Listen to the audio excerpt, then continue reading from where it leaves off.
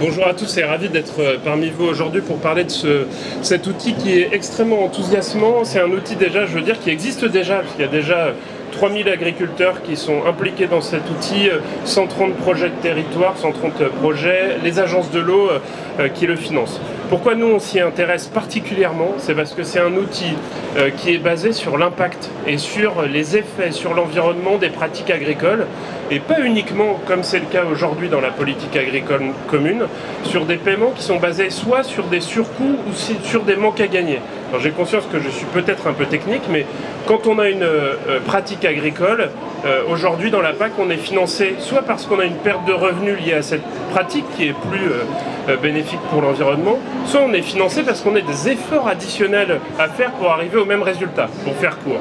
Là, les paiements pour services environnementaux se placent de l'autre côté, donc se placent au niveau des résultats, et on va calculer un bénéfice pour l'environnement, et c'est sur cette base en fait qu'on va rémunérer l'agriculteur. Et pourquoi est-ce que ça nous intéresse? Parce que non seulement on se base sur l'impact, et puis aussi parce que ça peut permettre d'avoir un côté plus incitatif pour les agriculteurs et pas uniquement venir compenser des surcoûts ou des manques à gagner. C'est une vraie reconnaissance d'un travail qui est fourni par l'agriculteur qui est ainsi rémunéré. Alors, opérationnellement, ces paiements pour services environnementaux se font principalement, mais pas exclusivement, par les agences de l'eau.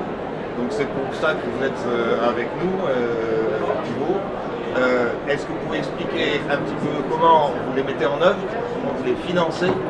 Et il y a plusieurs plans de financement, et quelle continuité on a par rapport à ce financement? Est-ce que ça s'inscrit dans une politique un peu dans la durée, une politique durable, on pourrait dire, de ces actions sur les paiements pour services environnementaux? Oui, tout à fait. Alors, il y a plusieurs plans. Les agences de l'eau, elles fonctionnent par ce qu'on appelle des programmes d'intervention. Donc, les PSE ont été expérimentés lors du 11e programme d'intervention, 2019-2024, dans lequel, effectivement, on a pu intervenir grâce au travail du CGDD qui nous a ouvert un cadre réglementaire dans lequel intervenir, ce qu'on appelle des régimes d'aide, qui fixent deux choses. D'une part, les montants maximums que l'on peut octroyer pour le service rendu à l'agriculteur, et aussi ces indicateurs de résultats dont Brice parlait juste avant, sur lesquels on va rémunérer l'agriculteur. Donc nous, sur notre 11e programme, on a, avec les collectivités, qui sont responsables de leur aire d'alimentation de captage, on a travaillé à des projets de territoire dans le but de définir, selon les enjeux du territoire, on va dire un cahier des charges d'un paiement pour services environnementaux avec un nombre de systèmes d'indicateurs. Et ensuite, il y a eu un co-travail avec les agriculteurs sur ce qu'on appelle du consentement à payer, du consentement à recevoir, c'est-à-dire est-ce que les agriculteurs, au vu des indicateurs qu'on leur proposait, étaient d'accord de recevoir, de fournir sur ce service pour la somme qu'on proposait, qui était fixée par le régime du ministère. À la suite de ça, donc ça a été fait sur les 5 années de la programmation. On a eu plus d'une vingtaine de projets et plus de 600 agriculteurs engagés sur notre bassin. Et pour le 12e programme d'intervention de l'agence, 2025-2030, on sort de ce cadre d'expérimentation que nous a permis le ministère. Ils ont continué le régime jusqu'à la fin de la programmation PAC actuelle, fin 2027. Et donc jusque-là, les agences de l'eau continueront d'intervenir en espérant pouvoir engager davantage d'agriculteurs. Et l'objectif, c'est vraiment de continuer ces financements de services rendus par les agriculteurs. On va continuer à décaler la focale de plus en plus précisément, de plus en plus opérationnellement. Luc Servant, vous êtes agriculteur vous-même, d'une part, président de la Chambre d'Aquitaine, donc avec la double casquette organisation via les chambres et avec la casquette agriculteur. Pourquoi est-ce que vous aussi vous vous intéressez et qu'est-ce qui est différenciant dans ces mécanismes qui motivent les agriculteurs à se lancer? Oui, merci. Alors effectivement, ce qu'on voit aujourd'hui, c'est que la mission principale et la vocation première de l'agriculteur, c'est effectivement de produire des biens agricoles et des biens alimentaires. Aujourd'hui, on dit à l'agriculture, vous devez aussi remplir d'autres missions qui sont attendues par la société. Ça peut être du paysage, parce qu'on veut un beau paysage, parce que la France est le premier département touristique, donc vous devez conduire un peu le paysage. Ça peut être derrière du territoire, ça peut être la question de la biodiversité, ça peut être du stockage du carbone, ça peut être la protection des ressources en eau, mais tout ça, on le finance comment? Et on voit bien qu'on a toujours difficulté à faire financer au travers du produit agricole d'autres missions de l'agriculture, d'autres enjeux qui sont menés par les agriculteurs. Parce que le consommateur n'est pas toujours prêt à payer, lui il achète un produit, il est prêt à le payer un petit peu plus cher s'il y a une qualité, si on est sous signe officiel de qualité, ça il est prêt à le payer. Mais derrière les conditions de production ou les autres missions que doit mener l'agriculteur, là on sent qu'il est un peu plus réticent et en tout cas s'il a le choix entre les deux, et c'est la question un peu des produits importés dont on conteste aujourd'hui d'importer ces produits dans des conditions différentes des nôtres, mais qui sont moins chers. Et là le consommateur, il va aller chercher le produit le moins cher, il dit c'est peut-être pas à moi de payer ces missions.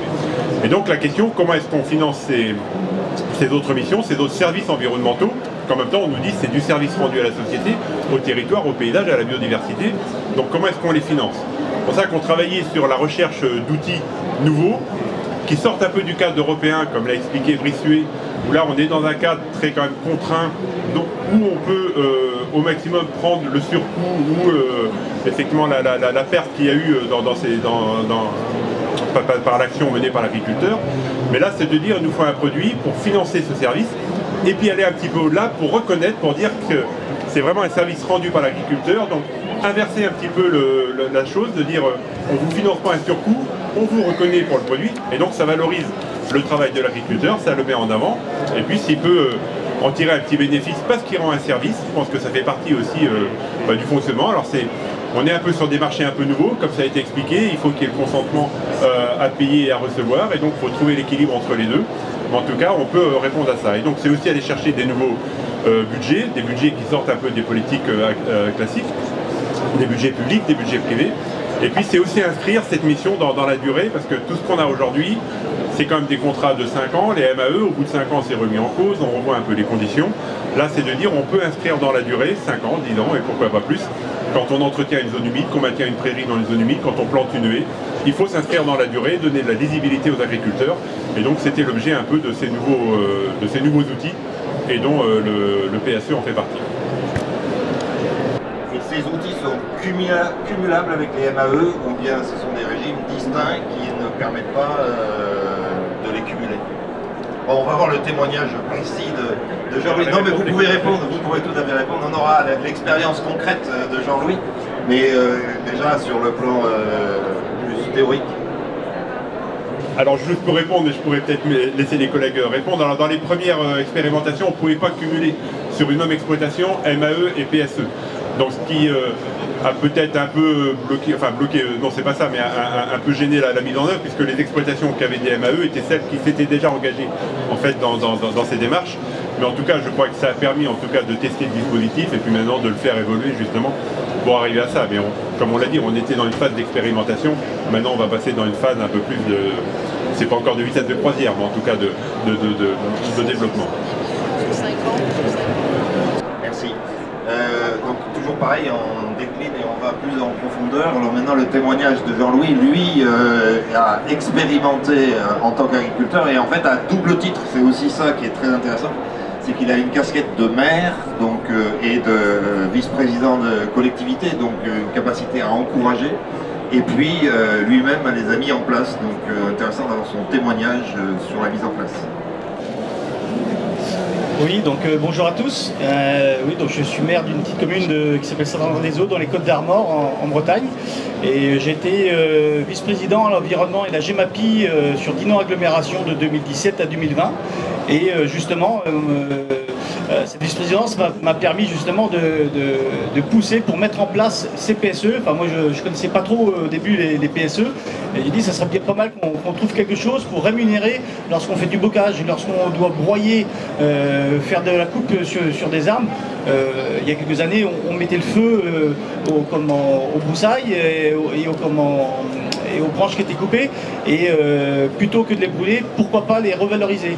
Alors aujourd'hui, il y a la SIC Énergie Renouvelable qui est dans notre secteur, qui fait un travail remarquable. Et grâce à elle et avec elle, on l'a mise aussi dans les PSE. Donc c'est eux qui viennent chercher le broyat, enfin les branches. Ils vont broyer ces branches-là et ça va servir justement d'être mis sur les différents débogageurs. Et le fait qu'on soit rentré aussi dans les PSE, la SIC Énergie Renouvelable joue aussi le jeu.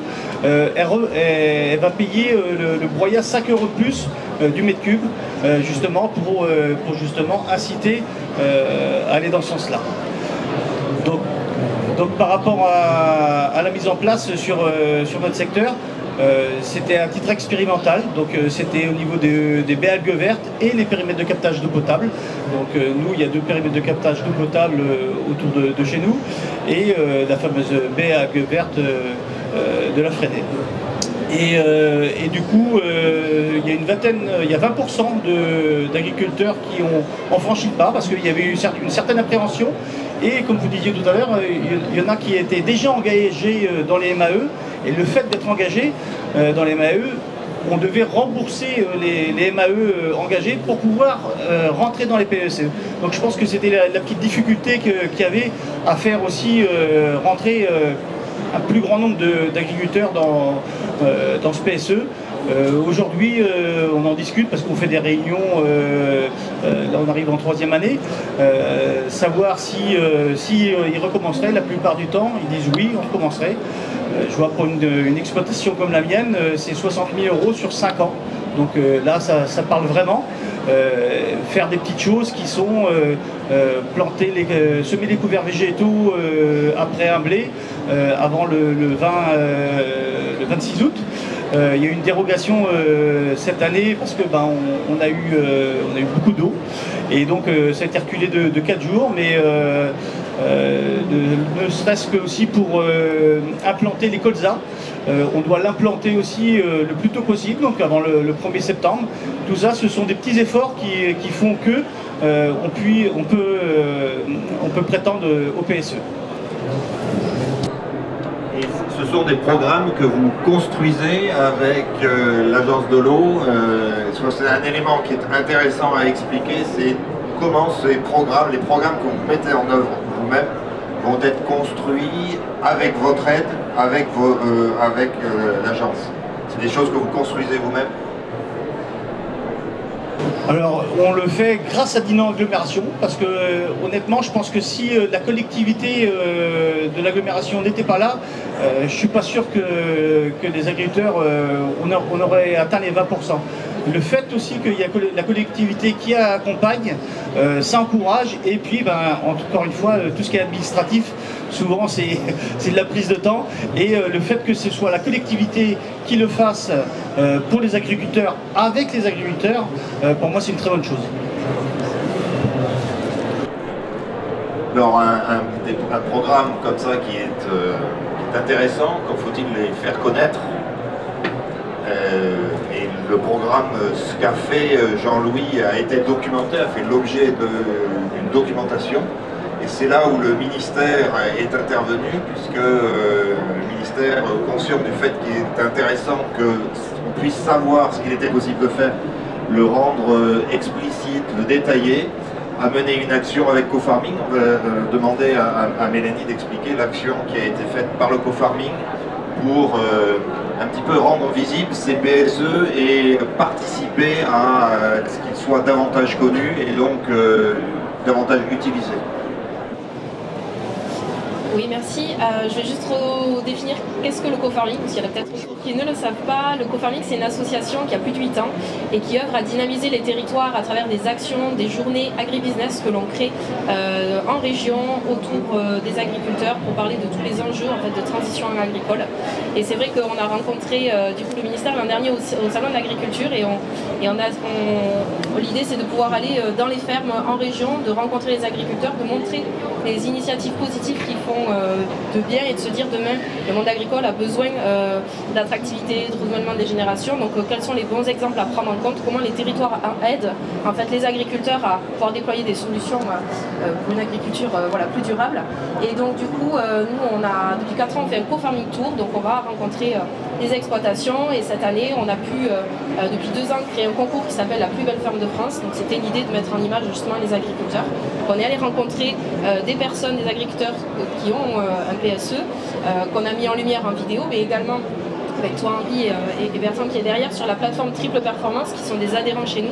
Et l'idée, c'est vraiment du partage de connaissances, d'expériences pour vulgariser, communiquer aussi sur tous ces enjeux-là de paiement service environnement et de montrer que finalement, on peut le faire.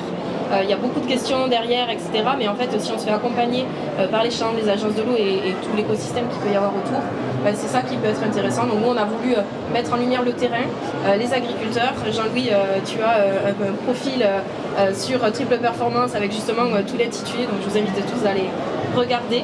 Donc voilà, c'est l'idée qu'on puisse documenter, vulgariser, mettre en lumière en fait ces initiatives positives. Merci Mélanie. Ce que j'aimerais, c'est que si vous pouvez reprendre la parole, Brice, un petit peu. Donc il y a un sujet, il y a un intérêt, il y a un besoin probablement de valoriser ces services. Luc a bien expliqué qu'il y a peut-être une absolue nécessité de faire le distinguo entre la production alimentaire et ces services. Est-ce que ces mécanismes de paiement sont vraiment durables? Est-ce qu'il y a une autre manière de les organiser? Comment est-ce que ça peut être pérennisé, même peut-être pour que l'opinion publique comprenne qu'il y a ce nouveau rôle, peut-être, je ne sais pas si on peut parler sous le contrôle des agriculteurs eux-mêmes, mais est-ce qu'on peut arriver à faire comprendre à l'opinion publique qu'il y a une multitude de services et que ces services, on va devoir les rémunérer? Alors on les rémunère aujourd'hui à travers les agences de l'eau mais peut-être qu'il y aura d'autres modalités de rémunération. J'aimerais avoir un éclairage un petit peu, comment est-ce qu'on peut imaginer une institutionnalisation peut-être de ce genre de service, si on doit considérer que c'est un service véritablement identifiable que doit rendre, et que rendent les agriculteurs, pas que doit, que rendent les agriculteurs, et donc avoir une contrepartie. Merci beaucoup. Oui, alors l'opinion, je pense qu'elle accède aux services que rend l'agriculture à travers différents outils en fait. Les outils au moment de l'achat, par exemple, il y a les questions de label, les questions de signes de qualité, l'agriculture biologique, quand on achète certains produits, on est informé des bénéfices qui peuvent être sur sa propre santé ou des bénéfices sur l'environnement. Donc on a déjà accès à un début d'information avec ça. Après, il y a d'autres moyens. On travaille au commissariat général au développement durable sur d'autres façons d'informer les citoyens, les consommateurs sur les impacts de leurs achats. Pour revenir au paiement pour services environnementaux, moi je vois deux enjeux en fait. Le premier enjeu, c'est effectivement, comme vous l'indiquiez, l'enjeu d'une massification. La massification, elle va venir du fait que d'autres acteurs vont entrer dans la danse et vont pouvoir eux aussi participer au paiement aux côtés de l'État, privé, public. Alors, public, c'est déjà le cas puisqu'on a, sans entrer dans des détails trop techniques, notifié un nouveau régime d'aide et depuis le 1er janvier 2025, on a la possibilité pour les collectivités territoriales de venir aussi financer aux côtés des 170 millions d'euros qui ont été apportés par l'État sur 5 ans sur le sujet via les agences de l'eau. Et puis il y a aussi effectivement la valorisation privée. On voit qu'il y a des chaînages qui existent déjà sur des PSE sur les haies qui sont ensuite valorisés sur du bois énergie par exemple. Autre enjeu pour réussir à massifier, c'est réussir à introduire le sujet dans la prochaine politique agricole commune. Comme je vous disais tout à l'heure, la politique agricole commune, elle paye via des mesures agro-environnementales et climatiques. Tout ça, c'est lié à ce que disait Luc tout à l'heure, c'est du surcoût et manque à gagner. Donc on regarde pas l'impact, on regarde les efforts ou les manques à gagner, et on a envie que dans la prochaine PAC, je ne m'exprime pas au titre du gouvernement, mais au titre du ministère de la Transition écologique, on a envie que pour la prochaine PAC, il y ait une ouverture sur la possibilité justement d'avoir recours à des PSE. Et au-delà de cette massification, l'autre grand enjeu, c'est de réussir à mieux quantifier en fait.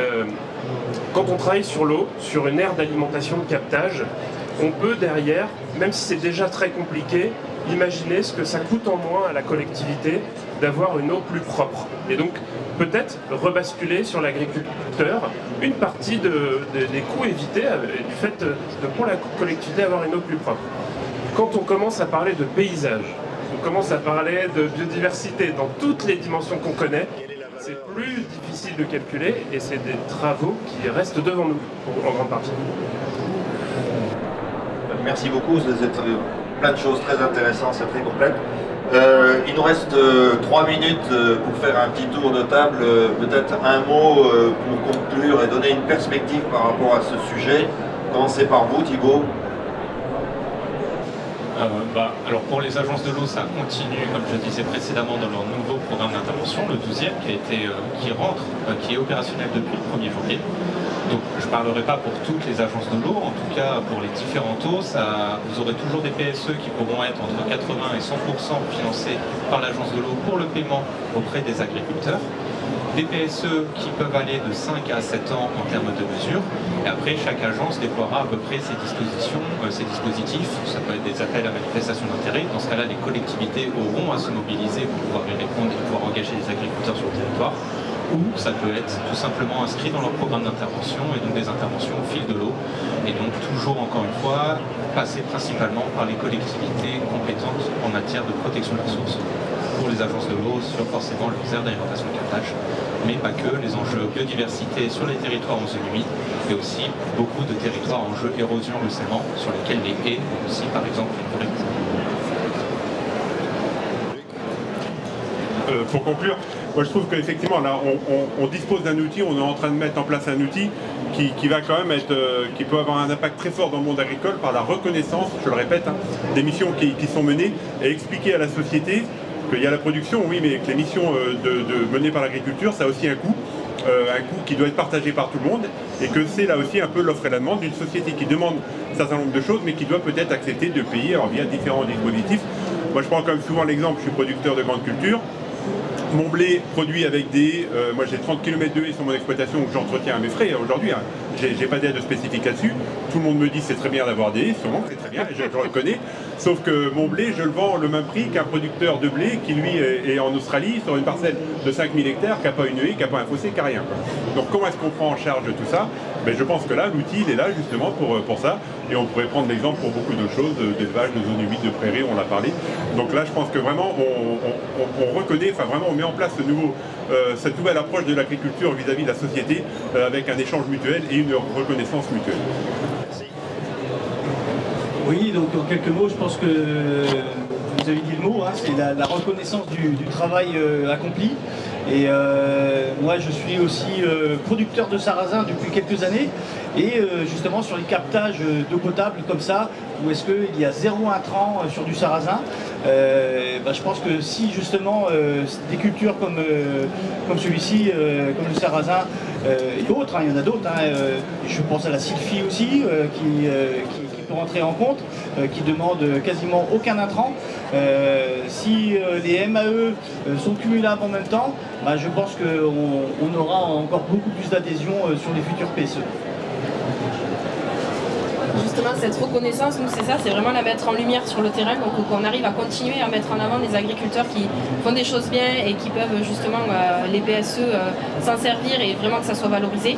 Alors je fais un petit coup de pub, mais en fait les agriculteurs qu'on a rencontrés l'an dernier, nous on a fait la revue du tour sur les 10 fermes que l'on a rencontrées, et demain on fait la remise des prix au SIAPRO, justement de la plus belle ferme de France. Donc, en espérant que dans le top 3, il y ait des personnes qu'on ait rencontrées, des agriculteurs dans les PSE. Henri, sur ta plateforme Triple Performance, il y a 6 retours de profils d'expérience d'agriculteurs. Je vous invite à regarder ça, et si on peut, pour moi c'est vraiment le collectif en fait, encore une fois, dynamiser les territoires, on n'y va pas tout seul. Un agriculteur il peut avoir plein d'idées, mais s'il ne se fait pas accompagner, c'est difficile après d'avancer là-dessus. On parlait des haies, même je pense qu'il peut y avoir doublement gagnant des fruitières, je pense que ça se fait aussi. C'est comment on peut se diversifier aussi dans sa ferme, pour ne pas mettre ses œufs dans le même panier en termes de risque, et de dire comment on peut être encore plus productif, encore mieux pour l'environnement. Ça c'est des choses qu'on souhaite mettre en lumière. Merci Mélanie. Donc Mélanie, c'est notre caution féminine autour de cette table. Heureusement, on était limite, c'est le coup près est passé près. Merci en tout cas de vos interventions, de vos commentaires, et puis longue vie au PSE alors, puisque manifestement c'est un outil qu'il faut développer et installer dans le paysage. Merci. Merci.